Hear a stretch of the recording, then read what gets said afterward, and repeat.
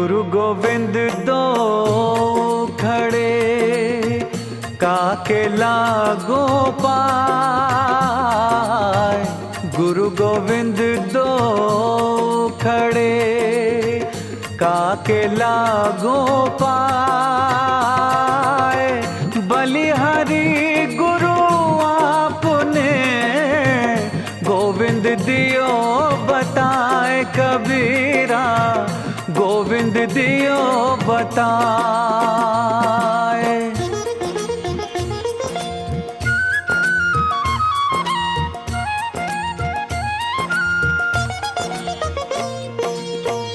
गुरु गोविंद सब एक है, बाकी सब आकार। गुरु गोविंद सब। નિરંજનમાંથી એમની ઉત્પત્તિ છે. એટલે એવું મેં સાંભળ્યું છે, તો મનમાં મને એક સંદેહ છે કે આવું કેવી રીતે બને. એ તન્મે સંશયમ ગાઢમ છિંધિત્વમ બોધયાનિદે નિર્મલે નેતિહાસેન બ્રૂહે સારોપદેશકમ. આપ મને સમજાવો. આ દેવતાઓની સ્થિતિ,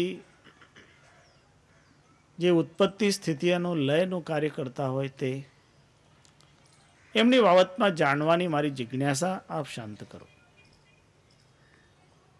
ત્યારે સદગુરુ કબીર સાહેબ કહે છે કે આ બધાના મૂળમાં જે સત્ય છે એ એક જ છે, પણ એ જ સત્ય પોતે બે વિભાગમાં પોતાને વિભાજિત કરે છે. અને એનો જે બીજો વિભાગ છે એ શક્તિ બને છે. અને એ શક્તિમાંથી આ બ્રહ્માદય દેવતાઓની ઉત્પત્તિ થાય છે. અર્થાત બ્રહ્માદિ દેવતાઓ પણ આદિ શક્તિમાંથી પ્રગટ થયા. એનો ઉલ્લેખ કબીર સાહેબ કરે છે રમૈણીમાં. જીવ રૂપ એક અંતરવાસા અંતર જ્યોતિ કીન પ્રકાશા ઈચ્છા રૂપ નારી અવતરી તાસુ નામ ગાયત્રી ધરી તેહી નારી કે પુત્ર તિન ભયવું બ્રહ્મા વિષ્ણુ મહેશ્વર નામ ફિર બ્રહ્મા પૂછલ માં તારી को तुर पुरुष के करी तुम नारी तुम हम तुम और न कोई तुम ही सो पुरुष हम ही तोरी जोई बाप पूत की एक ही नारी एक ही माय बियाय ऐसा पूत सपूत न देखा जो बाप ही चीन्हे धाय. સદગુરુ કબીર સાહેબની વાણી તો એવી વાણી છે. અહીં કહે છે, બહુ ગજબની વાત કહી છે. બાપ પૂત કી એકય નારી. બાપ અને દીકરો બેયની ઘરવાલી એક. જે બાપની ઘરવાલી તે દીકરાની ઘરવાલી, અને બાપની ને દીકરાની માતા પણ એક. બાપ પૂત કી એકય નારી એકય માય બિયાય. બેને પેદા કરનાર પણ એક. એટલું જ નહીં, એ દીકરો બાપને ઓળખતો નથી. એવો તો કોઈ કોઈ દીકરો નીકળે આવે જે બાપને ઓળખે છે. ऐसा पूत सपूत ન દેખા. એવો સપૂત જોવામાં નથી મળતો કે જે બાપ ही ચીને થાય, જે દોડીને જાય ને બાપને ઓળખી લે, બાપને પકડી લે.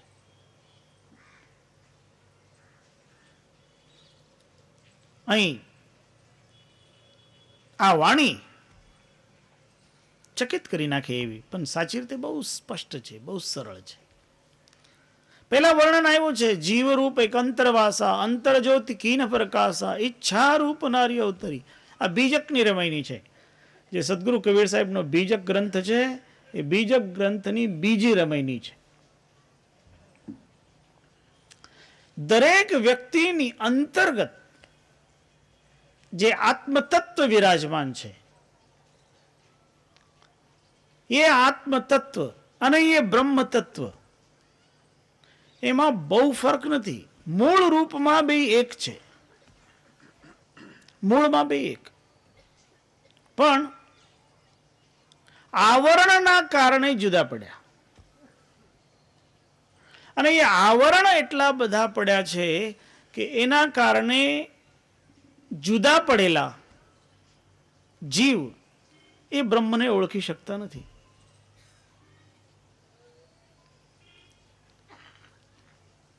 શાસ્ત્રોમાં વાતને જરા જુદા શબ્દોમાં કહેવામાં આવ્યું છે. વેદવ્યાસજીએ ઘણા શાસ્ત્રો લખ્યા, ઘણા પુરાણો લખ્યા, અને છેલ્લે પછી એમને વેદાંત શાસ્ત્ર લખ્યું. અને જ્યારે વેદાંત શાસ્ત્ર લખ્યું તો એમાં એમને જીવ અને બ્રહ્મની એકતા સિદ્ધ કરવા માટે અદ્વૈતને સમજાયું. અને એમાં એમને શિષ્યને બધો ઉપદેશ આપતા છેલ્લે કહ્યું, શ્લોકાર્ધે નૈવ વક્ષ્યામિ યદુક્તમ ગ્રંથ કોટિભિ. એક અર્ધા શ્લોકમાં હું તને સમજાવું છું જે કરોડો કરોડો ગ્રંથોનું સાર છે. શ્લોકાર્ધે નૈવ વક્ષ્યામિ યદુક્તમ ગ્રંથ કોટિભિ. બ્રહ્મ સત્યમ, જે સત્ય છે તે બ્રહ્મ છે. બ્રહ્મ સત્યમ જગન મિથ્યા. આ જે જગત છે તે મિથ્યા છે. અને જીવો બ્રહ્મૈવ ના પરઃ. જીવ છે તે જ બ્રહ્મ છે, કોઈ બીજું નથી. બ્રહ્મ સત્ય છે, આ જગત મિથ્યા છે. મિથ્યા શબ્દનો અર્થ શું? યાદ રાખજો, મિથ્યા શબ્દનો અર્થ ખોટું નથી થતું, એ સમજી લેજો. મિથ્યા શબ્દનો અર્થ અસત્ય નથી થતો. મિથ્યા શબ્દનો એક વિશિષ્ટ અર્થ છે.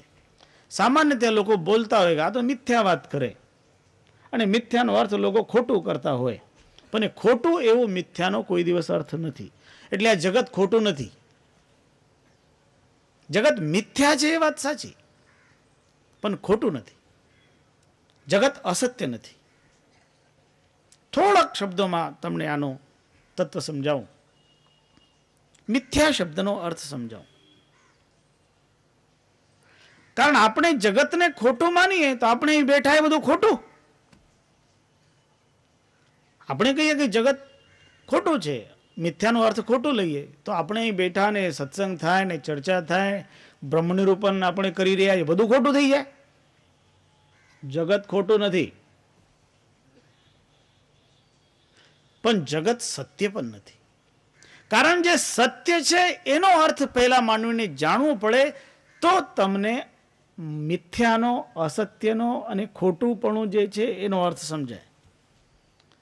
સત્ય તેને કહેવાય જેમાં કોઈ દિવસ પણ કોઈ પણ પ્રકારનું પરિવર્તન થાય નહીં. ત્રિકાલા બાધ્યત્વમ સત્યત્વમ.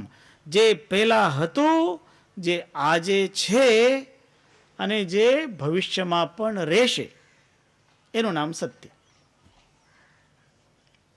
અને અસત્ય કોને કહેવાય? અસત્ય તેને કહેવાય જે પહેલા ન હતું, આજે પણ નથી અને ભવિષ્યમાં પણ થાય નહીં. એને અસત્ય કહેવાય. એવું શું? એનું ઉદાહરણ આપેલું છે વેદાંત શાસ્ત્રમાં. એનું ઉદાહરણ આપેલું વંધ્યાપુત્ર. એક શબ્દ છે વેદાંતમાં વપરાયેલો, વંધ્યાપુત્ર. કોઈ વ્યક્તિ એમ કહે કે મેં વાંજણીનો દીકરો જોયો, તો આને મિથ્યા, આને અસત્ય કહેવાય. મિથ્યા નહીં, અસત્ય કહેવાય. કારણ વંધ્યા તે સ્ત્રીને, તે મહિલાને કહેવામાં આવતું હોય જેને બાળક હતું નહીં, જેને બાળક છે નહીં, અને જેને થવાની પણ કોઈ સંભાવના નથી, અને બીજી રીતે કે જેને થઈ શક્યું હોત પણ એને થયું જ નથી, એવી સ્ત્રીને પણ થોડુંક સમજવાનું છે. આને કહે કે જે સ્ત્રી બાળકને જન્મ આપે અને એનું બાળક ગુજરી ગયો, એ વંધ્યા નથી. જે સ્ત્રીનો ભવિષ્યમાં બાળક થવાની છે એવી કુમારિકા છે, એને વંધ્યા કહેવાય નહીં. જે સ્ત્રીને બાળક છે તો એને તો વંધ્યા કહેવાય જ નહીં. હવે એમાં કોઈ બેન એવા હોય જેને સંસારનો ત્યાગ કર્યો, સંસારનો જ ત્યાગ કર્યો, એટલે એને વંધ્યા કહેવાનો સવાલ ઉઠતો જ નથી. તો વંધ્યા તેને કહેવાય જે સંસારમાં હોય અને એનો દીકરો ન થયો હોય, ભવિષ્યમાં પણ થવાનો ન હોય, અને થઈને ગુજરી ગયો પણ ન હોય, અને બધી કોશિશો કરી હોય ને છતાં ન થયો હોય, એને વંધ્યા કહેવાય. ને કોઈ એમ કહે કે મેં એવા બેનનો દીકરો જોયો વંધ્યા પુત્ર, તો એ અસત્ય કહેવાય, કારણ એ સંભવ નથી. તો અસત્ય તેને કહેવાય જે સત્યથી તદ્દન વિરુદ્ધ છે. તો પછી આ સત્ય અને અસત્ય બે જોયા. આમાં એક વચ્ચેની સ્થિતિ આવે છે, જે સત્ય પણ ન હોય અને અસત્ય પણ ન હોય, એને મિથ્યા કહેવાય છે. આપણે જેમ કે જગત મિથ્યા, એનો અર્થ એવો કે જગત એ સત્ય નથી, કારણ જગતમાં નિરંતર પરિવર્તન થાય છે, બદલાતો હોય. અને જગત છે એટલે એને અસત્ય નહીં કહી શકીએ, કારણ એ છે. તો જે હોય પણ એક રસ ન રહેતો હોય, બદલતો હોય, પરિવર્તન પામતો હોય, એટલે આનું નામ જ જગત છે. જગત એટલે જેમાં ગતિ થતી હોય, ને જે ગતિ થતી હોય જેમાં એ સ્થિર નથી. આનું એક બીજું નામ છે સંસાર. સંસરતી સંસાર, જેમાં નિરંતર પરિવર્તન થતું હોય. એટલે આપણે બેઠા એ જગત અસત્ય નથી, એને મિથ્યા કહેવામાં આવ્યું છે, કારણ એમાં પરિવર્તન કાયમ થતું હોય. આપણે અહીં બેઠા છીએ, 15 મિનિટ પછી કથા પૂર્ણ થશે એટલે જગ્યા ખાલી, પરિવર્તન થયું. 3 વાગે પાછા ભેગા એટલે ફરી પરિવર્તન થયું. તો આ બદલાવ આવતો હોય, એટલે આ બદલાવ આવવાના કારણે આ જગત અસત્ય નથી, જગત મિથ્યા છે. અને મિથ્યાવાણી પણ માનવીએ બોલવી નહીં જોઈએ, કારણ મિથ્યાવાણીમાં દોષ હોય. જેવી રીતે એક વખત યુધિષ્ઠિરજી મિથ્યા વચન કરી ગયા હતા, અને એમના કારણે કહેવાય કે એક વાત એમને મિથ્યા વાત કરી ને, તો એમનો રથ જે હવામાં ચાલતો હતો ને ધરતી ઉપર ઉતરી ગયો. એટલે માનવીએ મિથ્યા પણ બોલાય નહીં. અને એ જે સત્ય છે, એ સત્ય છે, એ પરમ સત્ય છે, એ કોઈ દિવસ બદલાતું નથી. ત્રિકાલા બાધ્યત્વમ સત્યત્વમ. અને એ સત્ય છે, એ આત્મા છે. માનવીના શરીરમાં જે વિદ્યમાન આત્મા છે, એ બાળકના શરીરમાં હોય, યુવાનના શરીરમાં હોય, વૃદ્ધના શરીરમાં હોય, આત્મા આત્મા રહે.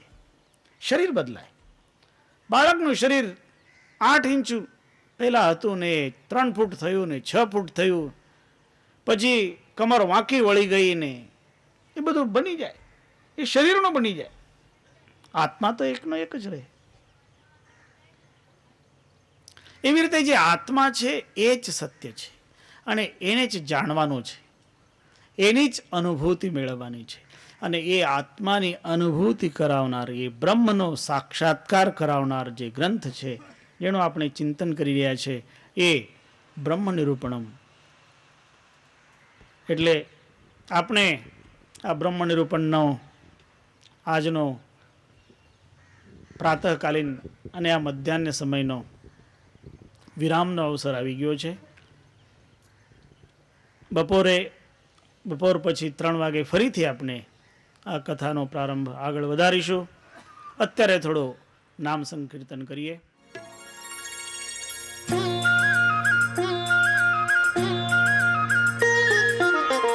गुरु गोविंद दो खड़े काके लागो पाए।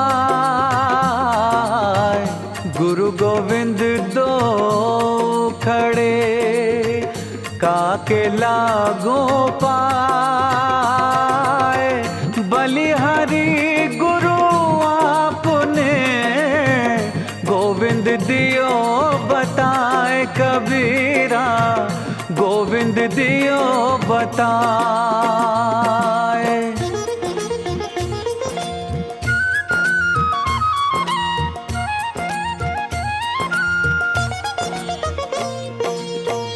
गुरु गोविंद सब एक है।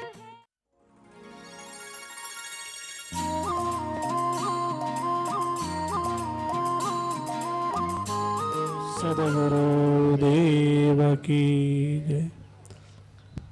गुरुर्ब्रह्मा गुरुर्विष्णु गुरुर्देवो महेश्वर गुरु साक्षात् परब्रह्म तस्मै श्री गुरवे नमः।